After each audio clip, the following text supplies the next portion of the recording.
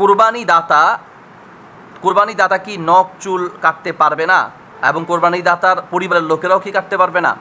উত্তর হচ্ছে, জিলহজ মাসের চাঁদ দেখা যাওয়ার পর থেকে কোরবানির পশু জবাই করার আগ পর্যন্ত নবী সাল্লাল্লাহু আলাইহি ওয়াসাল্লাম বলেছেন, আরাদা আন ইউদাহিয়া আহাদুকুম, যখন তোমাদের কেউ কোরবানির পশু জবাই করা বা কোরবানি করার নিয়ত করে, ফালা ইয়ামুসা শারাহু ওয়া বাশারাহু, সে যেন তার চুল অথবা তার নখ বা পশম ইত্যাদি কর্তন না করে। এই হাদিস অনুযায়ী আরাদা আন ইউদাহিয়া, যে ব্যক্তি কোরবানির পশু জবাই করতে চায়, মানে কোরবানি করতে চায়, তাদের জন্য এই বিধানটা আবশ্যক। বাকি এটাকে শুধুমাত্র যিনি কোরবানি করবে, যার পক্ষ থেকে কোরবানি করবে তার জন্য এই বিধান, নাকি সকলের জন্য বিধান? ওলামায়ে কেরামের দুটি বক্তব্য আছে।